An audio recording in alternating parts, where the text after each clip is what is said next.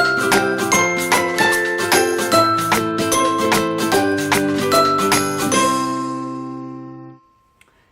my friends, another pour today. I'm working again on the round surface.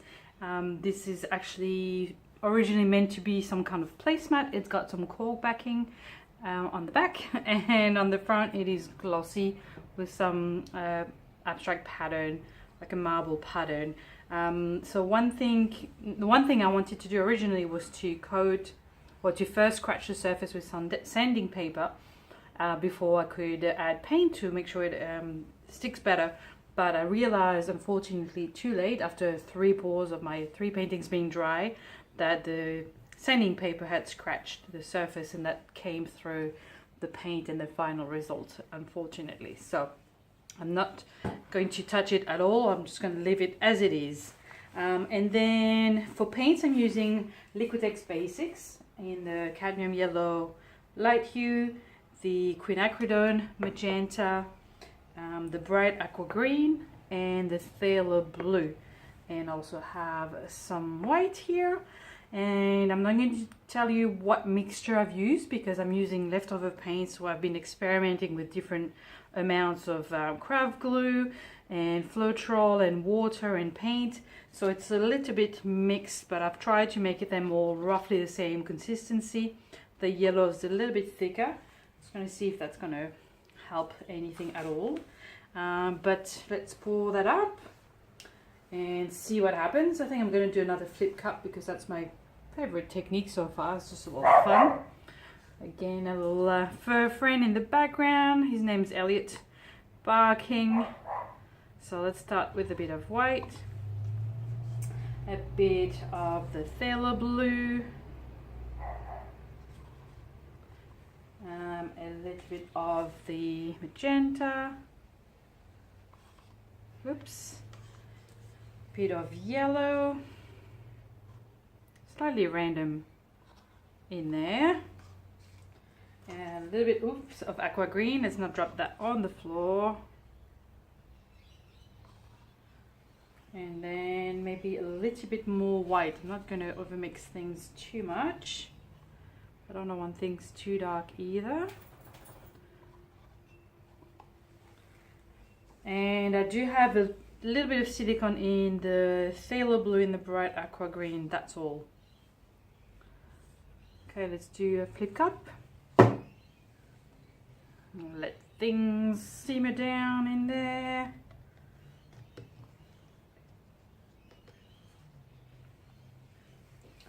Since I've got a bit of white, I'm just going to pour it around it this time.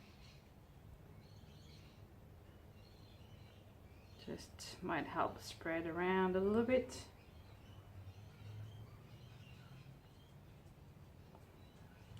And you can see the evil little furry monster walking by. I just caught him on camera there when I was glancing at my phone. We know you're here, little Elliot.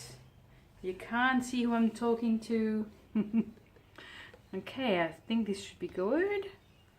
Just lift that up gently, see what happens.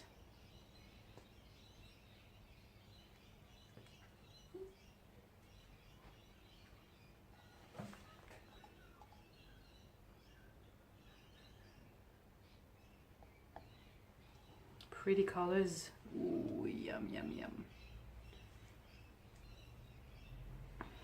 I've got a bit to the side there. I can see some cells popping up here and there. Anyone else here? Anyone else? No? Okay, let's see what happens with this torching. That's better. A little bit more happening here. A lot more. A lot more.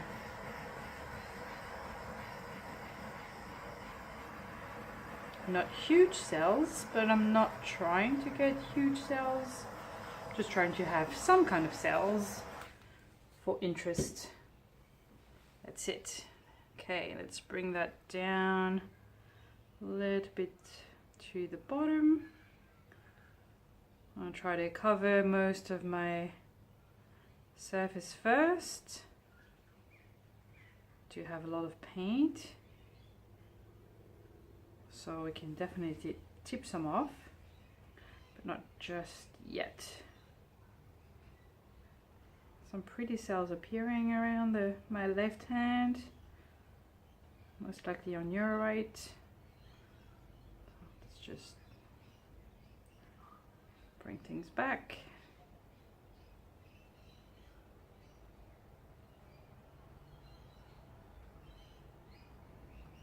Gonna have to tip some of that off. Not too much, nobody likes to drop paint everywhere. Just keeping to the edges for now. I'm going to tip off some of this bit here. Some has to go, unfortunately.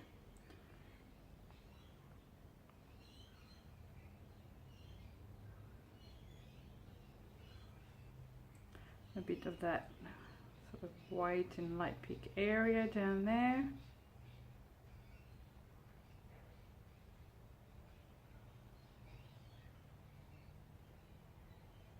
Don't need all of that. And bring it back down to the middle.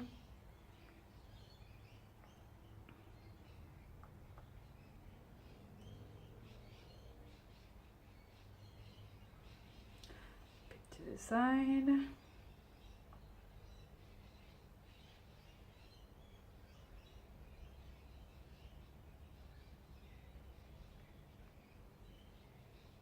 Get rid of that dark edge.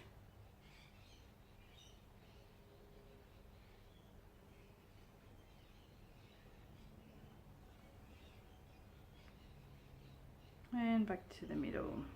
This should open up a little bit of the paint here near my thumb.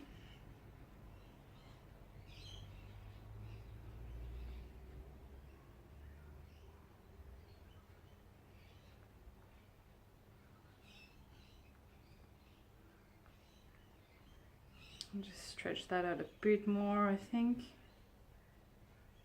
I do love the contrast of this light area and the darker area on this side. It's pretty cool.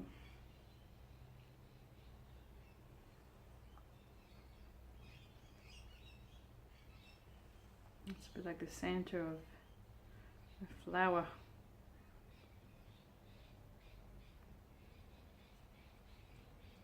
You can see some of the yellow cells popping up.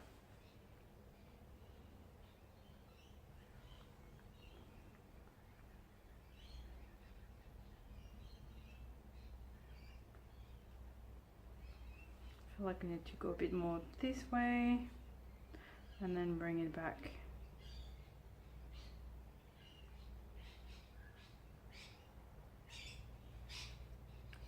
Don't want to lose too much of my pink though.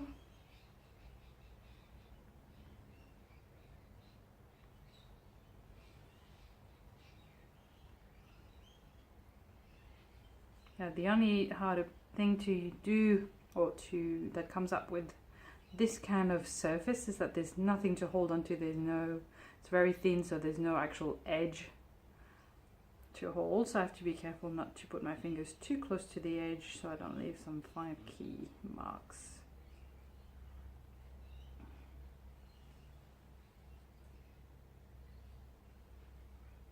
Okay, like this. I'll leave it for a moment.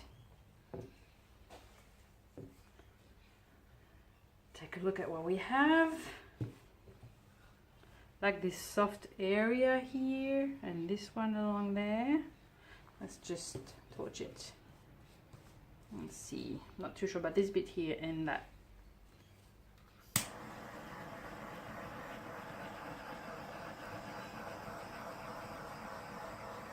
Definitely some yellow under there. Tiny cells along here.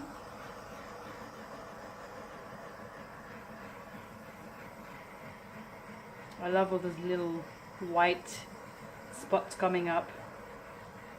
Not everybody does, but I do. It gives interest, subtle interest to the paintings that I create.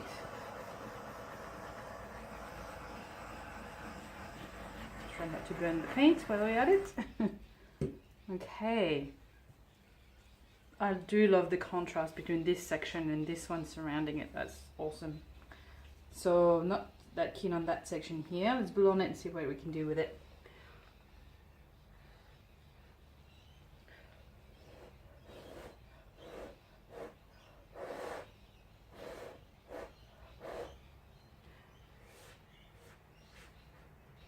A lot of purple colours under there. Okay, let's keep going then.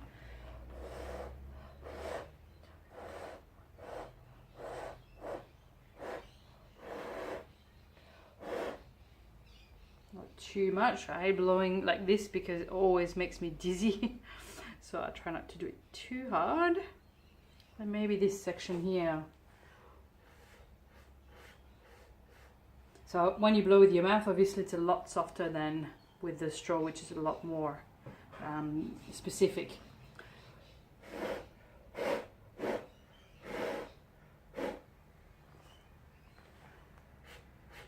So the straw is a good tool to have just to, you know, to fix little tiny spots here and there. Might blow a little bit more on this section. Gives it a nice edge.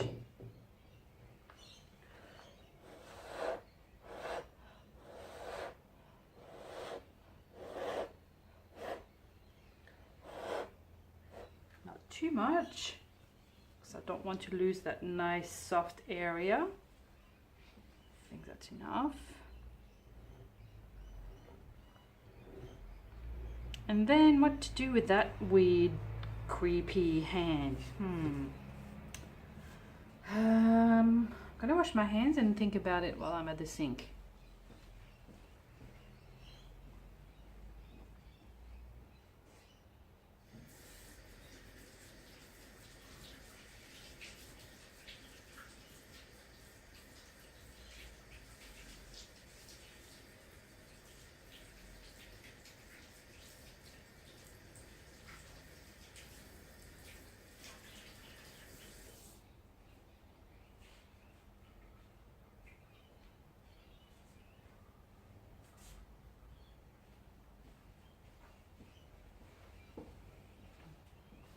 Okay, so when I say wash my hands, it's really just get off as much paint as possible, as fast as possible, just to get back to the painting as quickly as possible.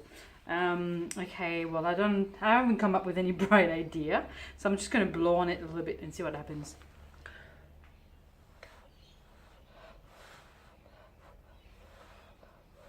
Oh, look at this. There is some magic hiding in there.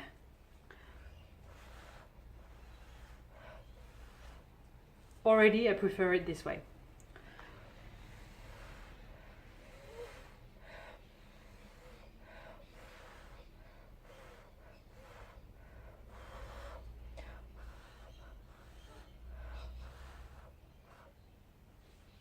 Okay, second because I feel dizzy from blowing on it, but it looks much better already. This is cool. I like how it's got some sort of weird shape there. What could it be? I don't know, but something funky. I love the way that, you know, the mysterious effect you get from pouring paint. It's just really magical. So I'm going to blow on it a little bit more because I can't help it, of course.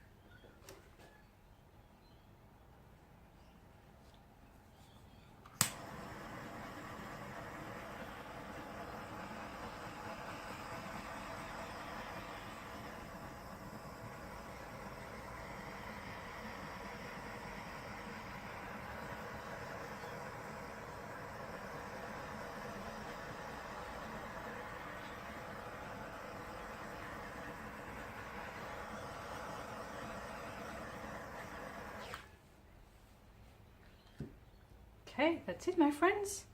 I'm going to bring you down for a close-up so you can have a better view. Here we go. You can see the colors a lot better from this angle, can't you? Apologies about the shadow and the glare, but look at those tiny, tiny cells everywhere. The aqua green and the dark blue and the purple just look so lovely together.